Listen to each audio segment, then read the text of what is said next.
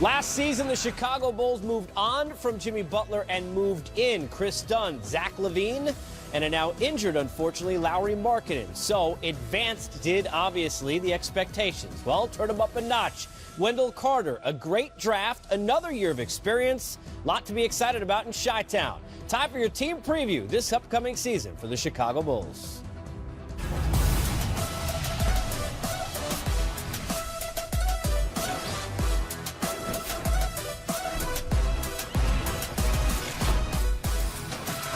Welcome inside our studios here in Atlanta. It is time for the team preview for the season coming up for the Chicago Bulls over the next 30 minutes.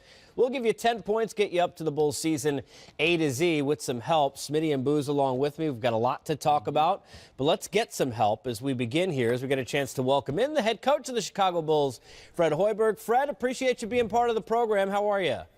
I'm great. How you guys doing? We're doing very well. Obviously, we hate seeing any injury before a season begins, especially with the talent level and the year that Lauri Markkanen is coming off of. Can you give us a sense of the timetable you're being told on when we could expect him back? Yeah, it really is a tough injury. I feel terrible for Lauri. He put so much time and effort in his off-season program and really bought into the weight room. That was a big thing for Lauri coming off his rookie season, is making gains and making strides in that area. And he put on a lot of size and strength and was playing really, really good basketball. So, it's unfortunate that we're going to have him out for an extended period of time.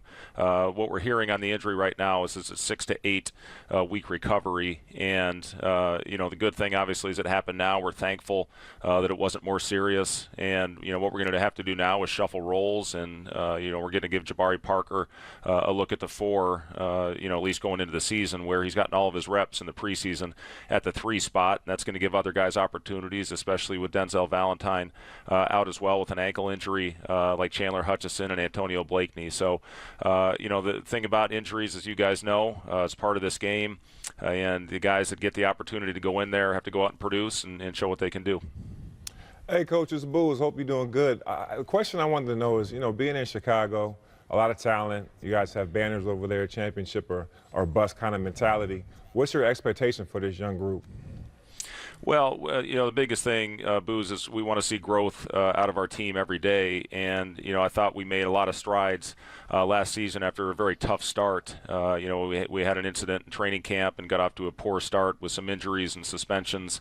And then we really took off and I think showed when we got healthy what this team is capable of doing. We had the second best record in the Eastern Conference in the month of December and had a 14-7 stretch in there, and then had some injuries happen with Chris Dunn going down with a concussion, was out 5 to 6 weeks, and then we really played our young guys down the stretch. But we showed a lot of promise in the middle portion of our season a year ago. So just to get these guys all on the same page, and we've got some new pieces in here with Jabari and with Wendell Carter, who's looked really, really good. He had a great summer league in Vegas, and the kid has unbelievable defensive instincts, a great feel in the pocket offensively, and a good finisher at the basket.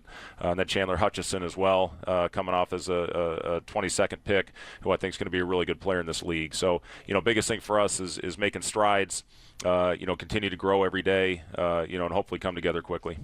Fred, you said it best. You have some young guys with some unbelievable talent. You have to develop, also win. Talk about that balance for me, and then also explain how well Chris Dunn played. We didn't know what we had in Chris Dunn when you watch him from afar in the NBA, but I thought he had played extremely well before the injury. Yeah, Chris, and he'd be the first to admit that he had a tough rookie season. And, coming into year 2, it was really fun to see him make strides as a player as the season went on. And, I feel he was playing as well as any point guard in the Eastern Conference in that stretch where we were playing so well. So, he's playing with great confidence right now. He's got a swagger. Really good defensive player, that needs to play solid on that end and get our defense organized, which he's fully capable of doing, and play with great pace on the offensive end. With as young as we are, we feel that we have to play with great pace every night we take the floor. Fred, last one for me. We know what kind of a worker Zach LaVine is. Everybody knows what kind of competitor he is. Now, many months further away from the injury, what are your expectations for him in terms of a leap forward this season? Well, Zach had a great offseason, and you look at, when we got Zach in the trade a year ago, when you're coming off an ACL injury, you don't have an offseason. It's all about rehab and getting yourself right from getting healthy. So, the great thing with this summer with Zach is he absolutely worked his tail off to get himself in great shape. He's got his explosiveness back. He's had some great practices, scoring the ball easy, runs like a gazelle, gets up and down the floor, and he's really trying to buy in on the defensive end. So, with Zach, I love the way he's playing, and going into the season, he's playing with a lot of confidence. Fred, a lot of confidence in your club for good reason. Enjoy all the success to you, all the best coming up this season. Thanks so much for the time. Okay, thank you, guys. All right, Coach Hoiberg joining us here on the show as we continue to talk about this team, and it is tough with the Markkanen injury. He was so much fun to watch last year in not just the shooting, but get up and down the floor, and the toughness, I think, showed more of an overall game than people thought he had. Casey, me and you talked about it. We loved him, and you didn't get a chance to see that total package in college, and whatever the reason is, I think, sometimes in college they're playing zone. You don't have a lot of space, but I was impressed that he could rebound the basketball at such a high clip. I know he could stroke it, but he could handle the basketball, and defensively he wasn't that bad. He checked all the boxes. There's still a lot of improvement in every area, but you could see where this kid just had that it factor and played better than I thought even watching him in college. Yeah, it's interesting when you talk about the trade that pick was a part of. There were going to be a lot of magnifying glasses and eyes on him, especially in that town. I think doing it in that town in what he did even makes it more impressive, because here was a guy nobody really knew much about coming in. Yeah, he was very impressive pick in the draft.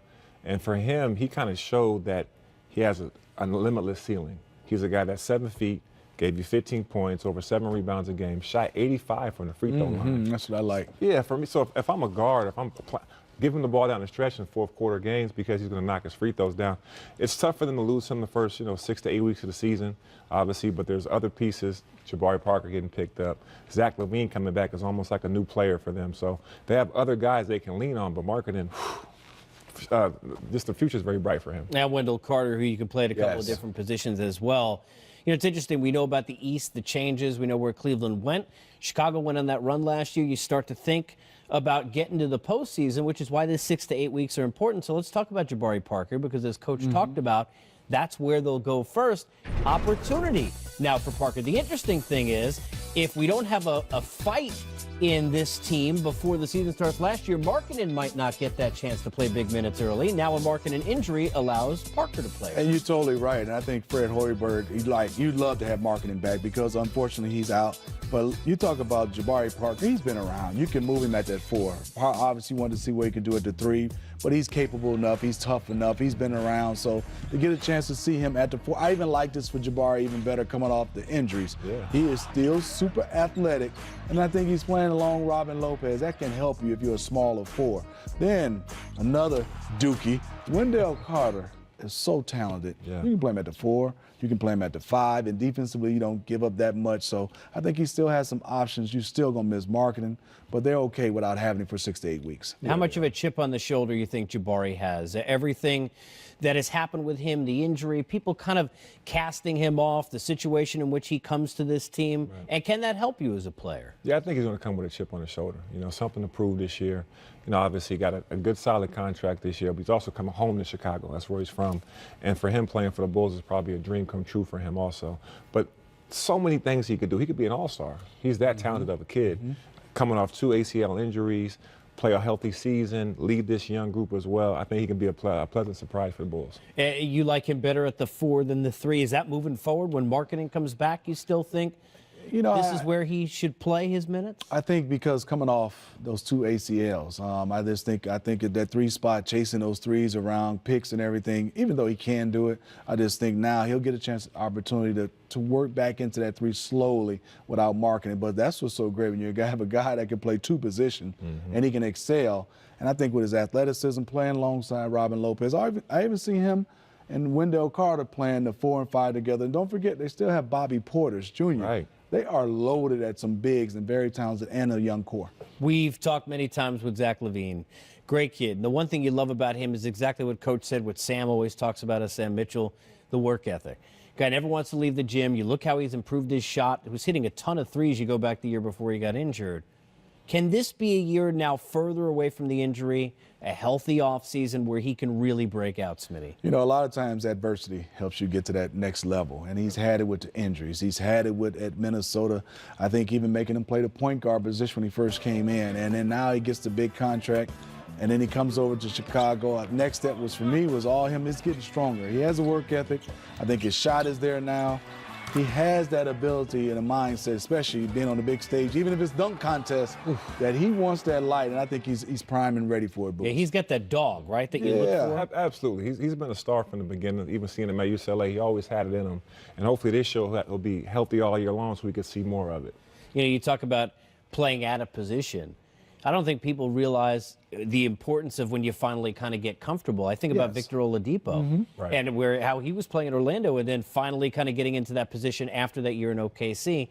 Can LaVine be a star in this league, Booz, if he's healthy? Absolutely. He can do so many things for you. Like you said, play the one, he can play the two. He plays above the rim. He can play make for everybody. He's got a young core around him that offensively, especially when they get Markkanen back with Jabari Parker, Wendell Carter, those young guys, even Dunn, he can play make for it. But at the same time, he can get buckets for you. And you can put him in that star leading role and he'll be successful. So I think he's a guy that always had it in him, and we just want to see him be healthy. While Minnesota maybe is still talking about a Jimmy Butler situation, Chicago's not. Dunn, LaVine, Markkanen, they feel pretty good about things in Chi-Town for good reason. We continue to break down this team and their chances with an addition of some youth from a pretty decent school. We'll get to that when we come back. Out to Markkanen. He fires. Game. Bang, bang, bang. Oh, King of the North. Get up or get out the way. No suit for you, Mr. Curry. Oh! The finisher. Oh, my goodness. With the Lauri Markkanen injury, which we've talked about on this show, some changes. You'll see more of Portis. You shift maybe Parker some over to the 4, which is going to open up some space in the depth chart for a couple of players here, Smith. Yeah, I think one is Denzel Valentine. He'll get a chance to play more at that 3 spot. I think also Hutchinson is a kid, a rookie, will get a chance to play more minutes now without Markkanen. You know, Bobby Portis has always been solid for me. Question mark for me is I want to see if Cameron Payne, the backup point guard position, this is a year for him. Can he show what he showed in college and where he was drafted with OKC? You know, we know at the forefront of the depth chart from the point guard position is Chris Dunn. And we talked about this with Coach Hoiberg, Booz. This was such a huge year for him last year, that terrible fall, which necessitated him to miss a few weeks. But he started to shoot we knew he could defend. He was one of the best defenders in college coming out. But he started to shoot the ball a little bit and get some confidence as the year went on. Yeah, he played great down the stretch of the season. Made some great plays, hit some big shots, showed that he can start at that point guard position. I think he's going to have a great breakout year this year. And also, I'm interested to see the Kid Holiday play. I liked what I saw at Summer League, and as we talk about the depth chart, he can help out that position a lot. You know, the thing with Dunn, too, was when you talk about his first year with the team, he never got to play. He was never getting opportunity because Tibbs wasn't going to go to him as a younger player. So he really kind of was a year behind, even though he was already a year in the league. I don't think people really give credit to that. And the question marks was, can he shoot the basketball? We didn't know in Minnesota because we just saw him in college. He didn't shoot it well, but in Chicago, his jump shot was nice. And then was he a point guard that could run the show? And I think that he answered that question for me as well. Did a nice job of getting guys shots. And then at the end, he made some big plays, whether it was dropping it off, scoring. He looked like the guy we saw in college in a comfortable role. And unfortunate for him is, when a guy doesn't play, you automatically say, well, he's not that good. But he just didn't get a chance to play under Tibbs. All right, now down here in Atlanta, when the Braves had all those pitching years, when Maddox was there, you might forget Glavine or Smoltz for a second. And with Bagley, with Duke, I think some people kind of forgot about Wendell Carter Jr. Maybe didn't get to see the extent, Booz, of what he can bring to the table. What we're going to see it now with the Bulls. Yeah, at Duke, there were so many great players, so many Hall of Famers or whatever that played in college. And here on this team, he's going to be able to show his defensive prowess, protect the rim, rebound the ball, get out in transition. He can shoot a little bit. He'll have an opportunity to show more what he can do at the NBA level. Yeah, when you talk about him, his instincts, which is something Coach Hoiberg said earlier in the show, but it's not only defensively, he's got an offensive game too. You know, Casey, for me is, I've had advantage. He's from Atlanta, watched him since he's in 8th grade. He's always been that big guy, and obviously he's played the center spot position. Got to Duke, he was still kind of the center spot. You had Bagley at the 4, but in Summer League, we got a chance to see his offense where he can stretch it out to about 17, 18 feet. We got a chance to put it on the floor, make some plays. He is so solid. His basketball film IQ is off the charts for a guy that young. All right, now speaking of young, Denzel, that's your guy. That's my guy. So we know it's in there, and we saw him play some good minutes last year. I know he's a little banged up now, but he's going to get an opportunity to get some expanded minutes. What does he have to do? What's the message to him? I think for him is being able to be effective without the basketball. He's so good making plays and getting guys open, but when he doesn't have it, like when a Dunn has it and a Zach LaVine, can you knock down shots and make shots? And he's worked on that. I think he's going to be good. And then there's opportunity. Sometimes when you're a guy in college, you know you can play 40 minutes. When you're in a team like this in the NBA, sometimes that 15-minute span, you got to be real good in limited minutes, and I think he's going to be good this year. You know, one of the things we didn't talk about is we were talking about it actually during the course of the break, and that is Robin Lopez. Right. And just as somebody who played with toughness and attitude, how much do you admire? I mean, look, this isn't a guy with a world of talent, but he's maximizing everything he's had and really has improved as the career has gone. No, he's very gritty. Plays tough inside the paint, rebounds the ball, defends the ball, doesn't like mascots too much. We talked about that a little bit. But he's a tough guy. He's going to help that young group out as well. And Portis is another guy who we shouldn't take for granted and will get more minutes now at the 4 with the Markkanen. I've been loving Bobby Portis because he can go out there and shoot that 3, but he's also a guy that's grimy down here on the box, and toughness is there. You can post him up. And I think for him is he's been used to being featured. Same thing with Denzel. Can you be productive in small doses of minutes? But talent-wise, I love him. And I love that Robin Lopez, he can shoot that basketball around the elbow. He's not bad. They have a lot of guys that can play, especially in front court. You know, you sit there and you look at this rotation and go through it, and I think the fans probably saying the same thing. This is a nice team. It is. It is. You start to look at this core, right? When you want to see direction, you want to see that incline boost. There's a lot to like with this roster. Yeah, Paxton's done a great job. Those guys done a good job of drafting the right way, getting the right guys in town. That Jimmy Butler trade, as you see, is paid dividends for this team. And they're going to have a chance this year to make some noise. We'll see if they can creep into that 7th, 8th spot, maybe, especially when they get Markkanen back. So we'll see what happens. Is it important, Smitty, whether they make the playoffs or not, to play those important games, those games that matter down the stretch, that learning experience, that first time where the last 3 weeks of the season you're not 1, 2, 3 Cancun, but you're trying to get into that 8th spot? Yeah, you don't want to have that truck, that beep truck coming and packing yourself before April. You know, you want to have those games where, you know, you're within 5 or 6 games and you're battling with another team of a possibility of making it in the playoffs.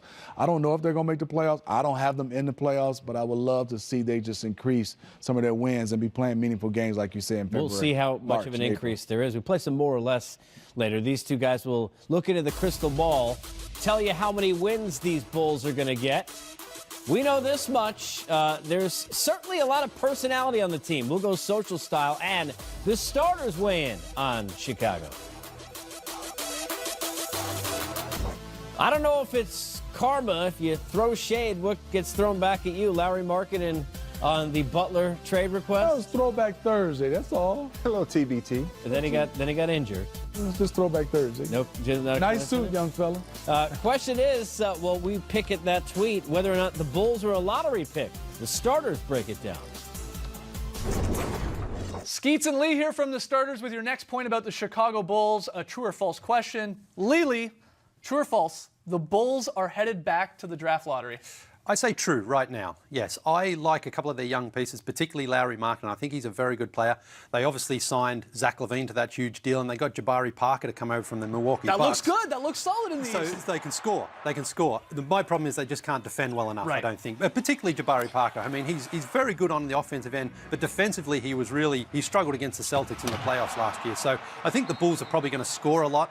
but I think they're going to be outscored a lot as well. That's fair, but they brought in what looks to be a really strong defensive-minded forward in the draft in Wendell Carter Jr. Rookie. I mean, rookie, I get it. Yeah. You're asking a lot from a rookie Yes. to be maybe your best defensive player. Yeah. But he should help Oh, on absolutely. that side of the ball. I mean, absolutely he should help. Anything really should help for Chicago Yeah. because they're just not a great defensive team. If they get off to a slow start, is Fred Hoiberg, is he on the hot seat? Could he be one of the first coaches possibly fired if they come out of the gates really slow here? Well, it depends on what the expectations are, I guess, from the front office there. I mean, if they think the Bulls should be doing well and they're not, then yes, he is. But if they're sort of looking at this as another season of development, then I think Fred Hoiberg probably should see it out. It's been a pretty crazy time for him there in Chicago. So I would like to see him get a chance now with a whole new, fresh group of guys and to try to implement his system.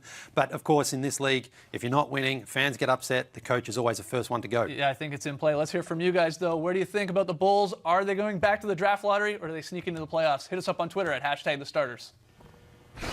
All right, guys, great question. So much so, we'll ask it to our guys. So true or false, the Bulls are going to be in the lottery again? I think true. I mean, I think this team is very talented. They have some pieces, some young guys, but I still looking at Eastern Conference. Even without the Cleveland Cavaliers, I still have some teams above them, and I don't have them making the playoffs. But they should be scratching the surface and playing for meaningful games. But I say they go back to the lottery. I agree. They should be fighting. This is true. They should be fighting for the playoff spot. There's a couple teams, Detroit, Miami, Indiana, Milwaukee, bottom four of the Eastern Conference. So I still see Chicago in the lottery. The teams you mentioned have experience, something they might get in some meaningful games down the stretch. But how many games can they win? We will predict that, break it down, put the finishing touches on the team preview of your Chicago Bulls coming up on the other side.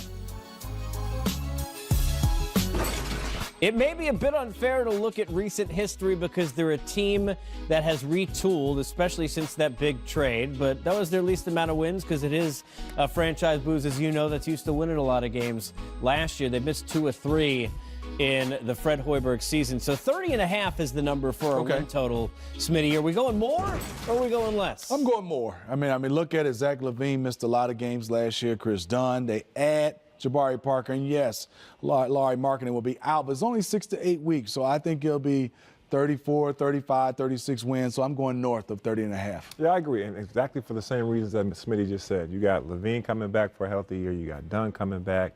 You got a new Jabari Parker with something to prove. Lauri will be back at some point, so I got them winning about 33, 34 points. Just missing the playoffs by a few games, but making a lot of progress. Which is important. We talked about earlier in the show. Just to be clear, if Markkanen was healthy, would you have had them as a playoff team, or you don't think that's a determining factor necessarily of playoffs or not playoffs? You know, I would probably give him a couple more wins, and that's no slight on Markkanen or the Chicago Bulls. I just think we talked about earlier, they don't have those veterans that are experienced right now to get over the hump. But if you're the Chicago Bulls organization, hey, you got to believe in yourself. And it's not that hard if you start looking at 8th place. You could knock off some of those teams that might have a couple injuries. And we talk about core players. A lot of teams still looking for one. They've done. You got LaVine, you got Markkanen, and now maybe Wendell Carter. They're sitting pretty for the future, though. They're on their way. They're on their way. They're ready. We feel good about this. Yeah. I feel good about the Bulls. For the season, you could follow all the I'll buy the coverage stock. of your Chicago Bulls right here on NBA TV.